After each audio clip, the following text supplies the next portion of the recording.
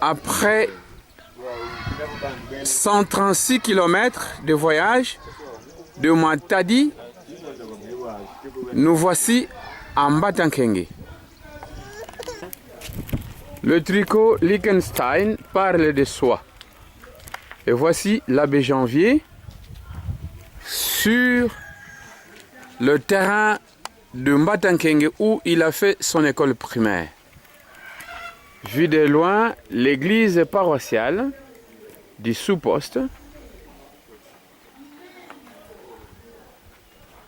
Vieux de 55 ans.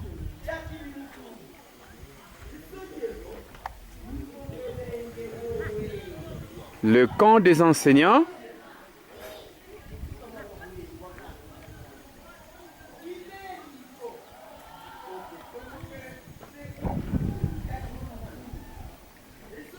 Et là, quelques salles de classe du secondaire.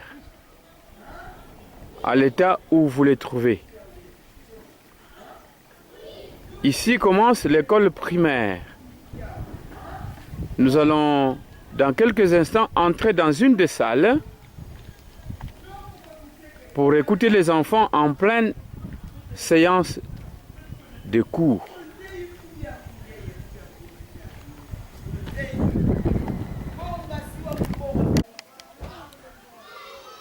Le bâtiment qui est devant nous, c'est le dortoir des filles. À côté, c'est la cuisine qui, pendant les dernières pluies, a connu le coup d'un vent violent. Il devra être réfectionné. Voici là où préparent les jeunes filles qui dorment dans cette maison à côté.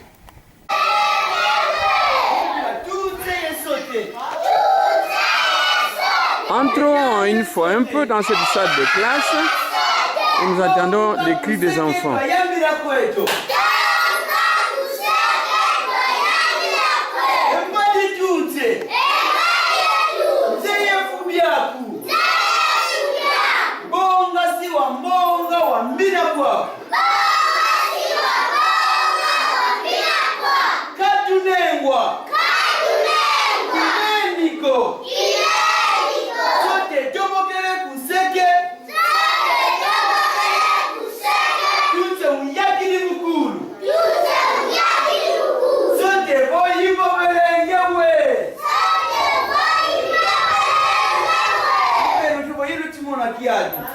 Deux morceaux de planche peintes en couleur noire servent de tableaux.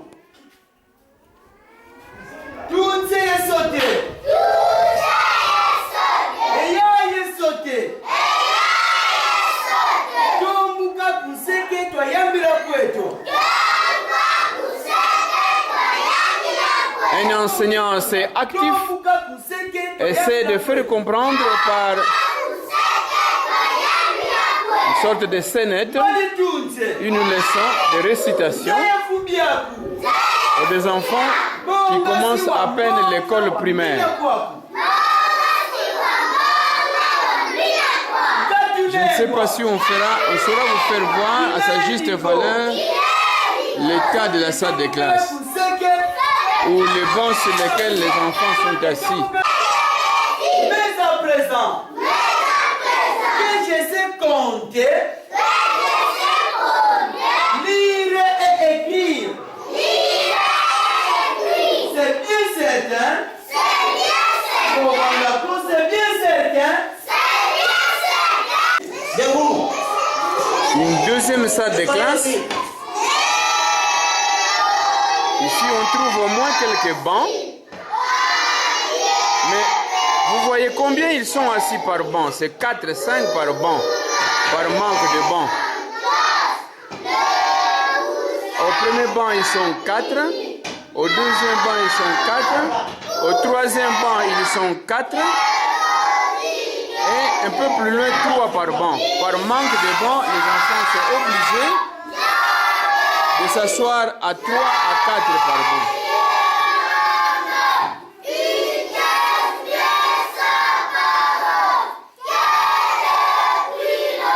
Continue à donner cours. Ok. Je disais que le point d'exclamation est employé à la fin d'une surprise, n'est-ce pas? Yes. Si on a une surprise, à la fin, vous mettez le point d'exclamation. Donc c'est ça. The exclamation mark is used.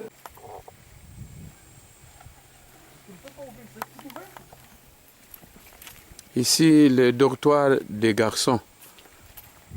Au début de notre petite prise de vue, nous avons d'abord aperçu le dortoir des filles avec leur cuisine qui a été emportée par un vent fort pendant la période de pluie. Et si les garçons n'ont pas de cuisine, ils préparent pratiquement dehors et quand il pleut, c'est sûr qu'ils ne savent pas faire leur cuisine et nous constatons qu'ils n'ont pas de toilettes. Donc par manque de toilettes, cette brousse qui s'étend devant nous souvent sert de toilettes aux enfants, soit en cachette la nuit pour qu'ils ne se fassent pas voir. Mais imaginez la suite. La maison du chef d'établissement.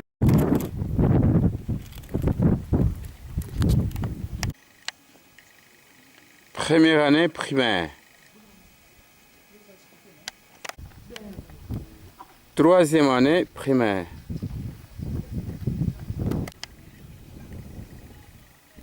Quatrième primaire.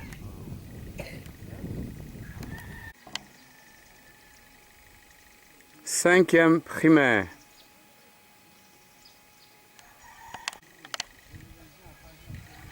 Sixième primaire.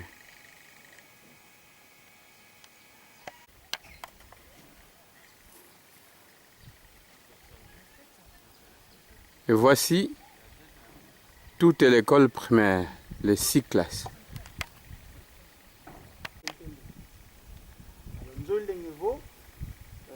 tosala misa ki bantu tosambela bakimosi yese toyangala bakimosi kasi ntango ituzidi imamosi matifotisala kamalenda keniko kinumana tosala misa kasi ke memo tukomitsala misa mebyambo dimosi konzolo kulukamba byani yani ya wanda muntu kiziyanu kiziyami kumputu muntu kizeyiko me ntiani ngumbu Liechtenstein ikakala diani vata Rugel empuya yemvweti basonika Rugel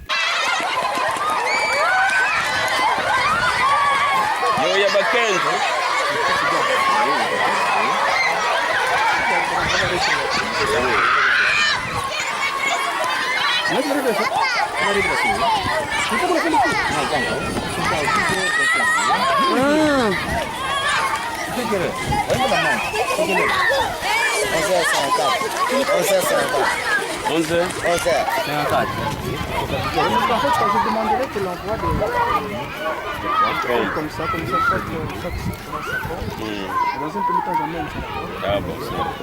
Voilà, quelques ballons, parce qu'il y a quand même au moins 4 écoles. À la première, on a donné 4 ballons, juste au moment de la récréation. Ça tombe bien.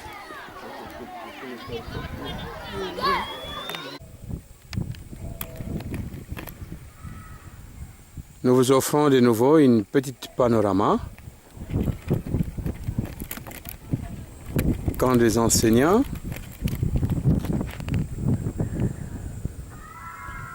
Que nous allons voir de plus près. Et le centre de santé.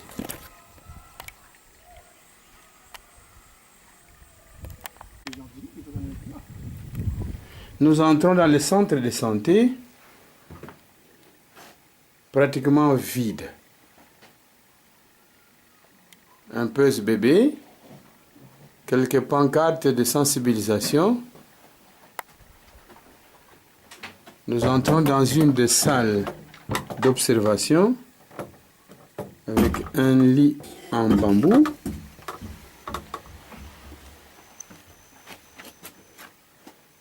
quelques matériels. Certainement pour le lavement des plaies, pour les petites sutures. Vous ne comprendrez certainement pas ce genre de lit, mais c'est des bambous et une natte au-dessus. C'est un microscope. Donc dans un centre de santé où on trouve ni microscope, ni stéthoscope, nous essayons d'interroger l'infirmier qui nous dit qu'il se débrouille par l'état. Et ici, c'est une salle, un pavillon où nous retrouvons une malade seule. Malheureusement, l'obscurité ne nous permettra pas de bien voir. Elle est sur son lit en bambou avec une natte.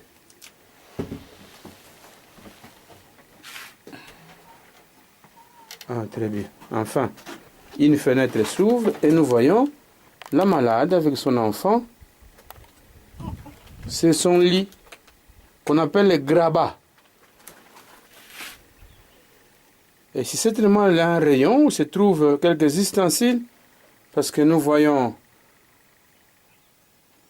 quelques cassures d'ampoules, de médicaments, on ne sait pas quoi, quelques flacons d'ampicilline.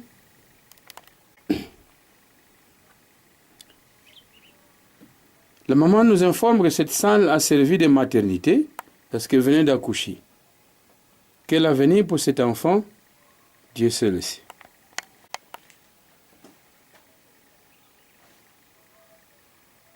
Donc, ce centre de santé vide, ni lit, ni matelas, mais des liens de grabat, surtout sans matériel, pour assurer des soins adéquats à tous ces élèves, à la population de la région du coin, parce que c'est l'unique centre de santé dans le coin, sur un rayon de 40 km².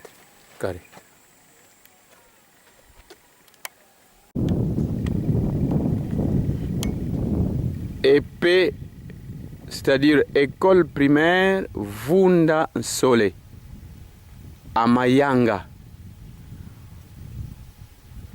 à quelques kilomètres, une douzaine de Mbatankengue que nous avons parcouru hier. Nous nous y trouvons pour essayer de voir les conditions de vie des enseignants, des élèves, dans quelles conditions de travail ils essayent d'éduquer ces enfants. Nous allons découvrir tout à l'heure, mais voici un panorama de cette école. L'école a 2 bâtiments. Un troisième que j'approche qui n'est pas achevé. Et un petit bureau pour les directeurs. Et comme nous l'avons fait constater hier, d'habitude, à quelques pas derrière ces bâtiments et le bureau se trouveraient des toilettes pour les enseignants, pour les élèves. Mais il n'y en a pas. Plus loin, nous trouvons la maison et la cuisine du directeur. Toiture en paille, en matériel non durable. Il faut tout le temps renouveler la toiture parce que, à force d'intempéries, la toiture sointe. Et au loin, un vaste terrain exploitable par des plantations, par des champs agricoles. Autour, cette fois-ci, des arbres fruitiers, des manguiers, qui aident souvent les enfants et les enseignants qui habitent pendant la saison, parce que les enfants viennent de quelques kilomètres sans manger et se nourrissent de mangues lorsque c'est la saison pour les mangues. Essayons d'entrer dans les salles de classe pour découvrir les conditions de travail des enseignants. Un constat général, partout nous sommes montrés, que ce soit en Mbatankengue ou ici à Mayanga, il n'y a pas de bureau de l'enseignant. L'enseignant dépose ses livres à la fenêtre et à peine une chaise en plastique où il peut se reposer pendant que les enfants font le devoir. Continue.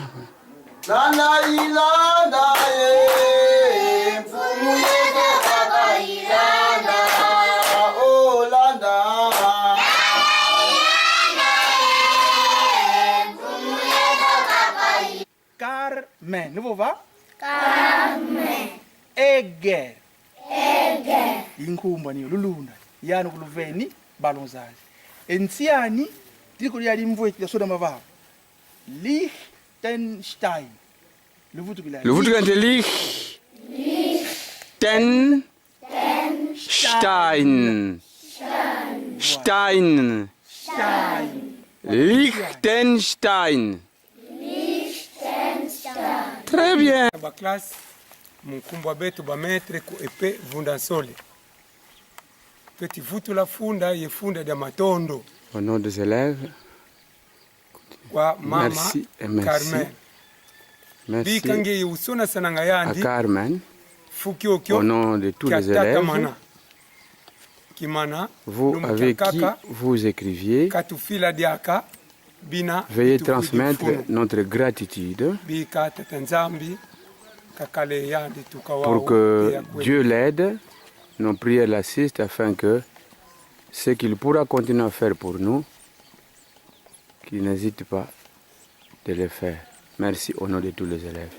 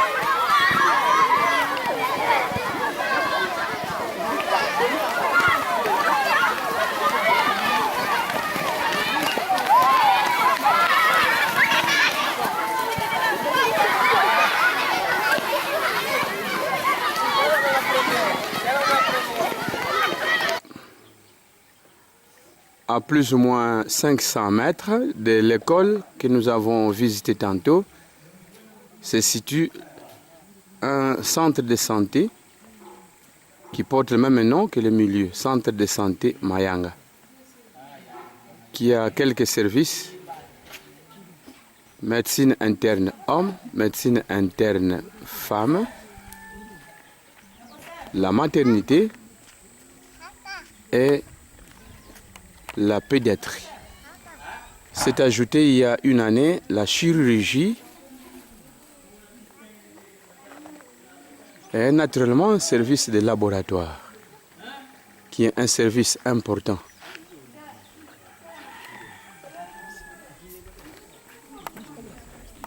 Derrière nous se trouve la cuisine inachevée où les gardes-malades préparent le repas pour les malades et pour eux-mêmes.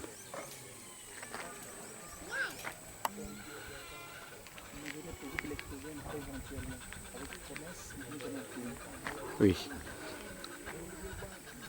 La maison au fond, c'est une maison préparée pour accueillir un groupe électrogène, mais qui n'ont jamais obtenu. C'est toujours sur promesse. Donc ces centres fonctionnent sans électricité. Vous comprenez les conséquences. Nous entrons dans un des pavillons, apparemment vide parce que c'est non encore achevé, son pavement. Vous voyez la différence des pavements entre l'entrée et la sortie, en voie d'être achevé, avec quelques lits. On a dû déménager malade pour essayer d'achever cette salle. Médecine interne femme, ou plutôt la pédiatrie, avec quelques lits.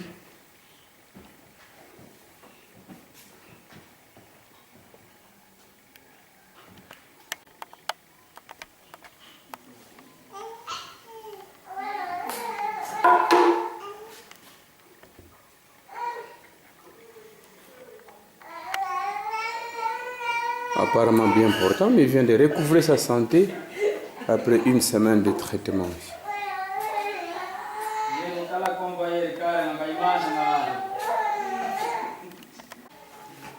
Ici, nous sommes à l'intérieur, à côté de la salle d'opération des laboratoires.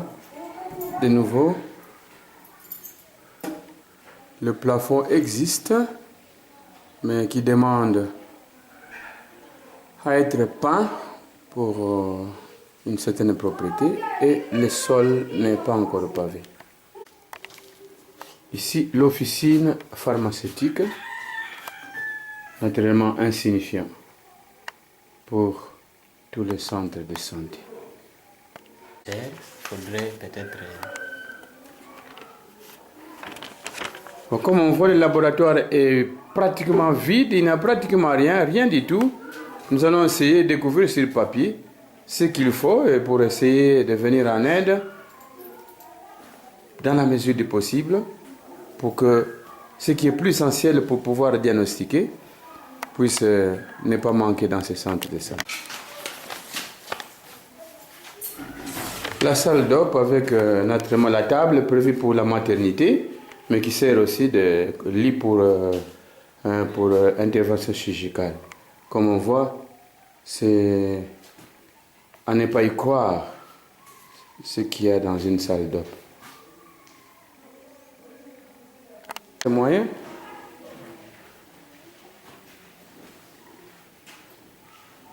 Donc les salles, comme on avait dit, les différentes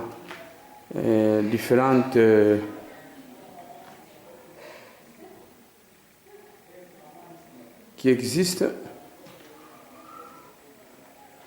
département de médecine interne, hommes et femmes, maternité, mais toutes les salles ne sont pas encore couvertes de pavements. Nous essayons de les parcourir.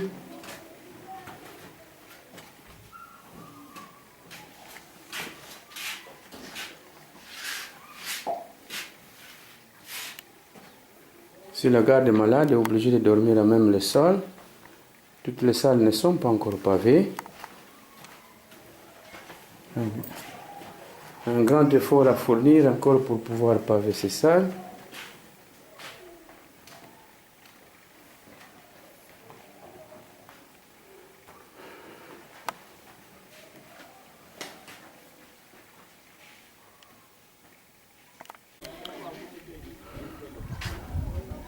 Trois portes ont dû être bloquées alors que ce sont des pavillons pour malades, mais ça a dû être bloqué et servent de maison pour infirmiers, laborantins et le médecin. Donc, ce sont des salles qui ont été prévues pour abriter les malades, mais faute de maisons pour les infirmiers, pour le médecin lui-même, ces salles ont été transformées en... Là, c'est le pont sur liane, un pont en liane sur des petites branches.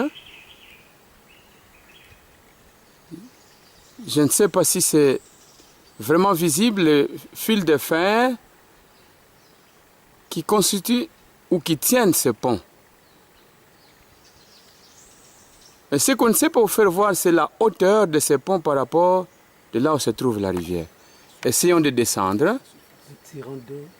Voilà la hauteur.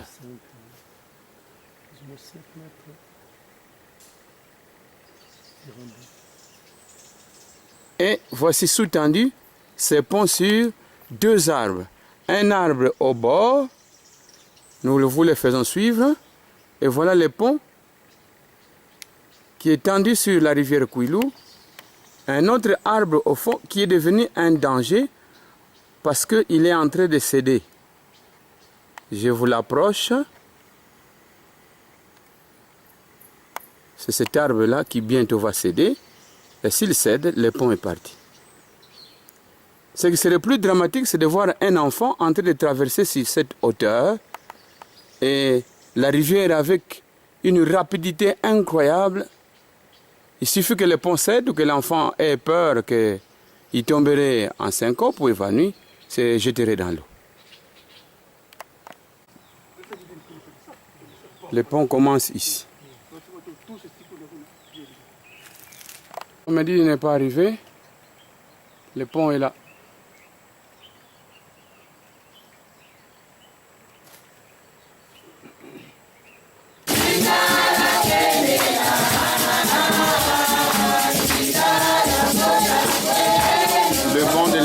montent en bambou. Une originalité ou par manque de moyens pour en faire un peu plus consistant, un peu plus commode.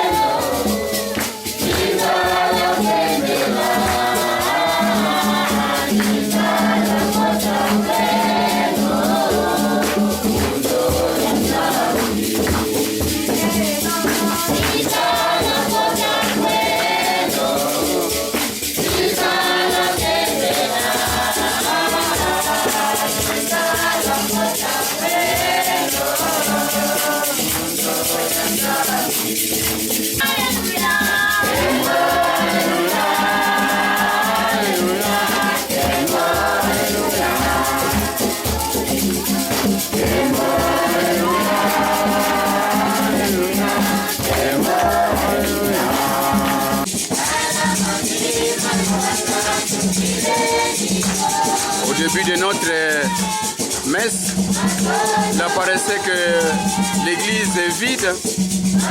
Maintenant, voilà une bonne petite communauté qui termine l'Eucharistie. Nous sommes à la fin de notre messe. Nous remercions le Seigneur pour tous les bienfaits dont nous avons été l'objet. Depuis le début de la journée, mais surtout durant cette Eucharistie. Merci, merci Seigneur pour tout.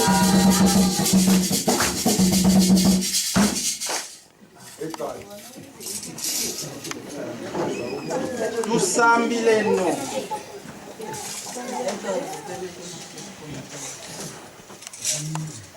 Tukalusambula tata mwana yempele ya ndongo. Msemitumimene luenda mungema mfumu. Mais c'est la sortie de la messe. Lisez la joie sur le visage de tous ceux qui sortent là-bas.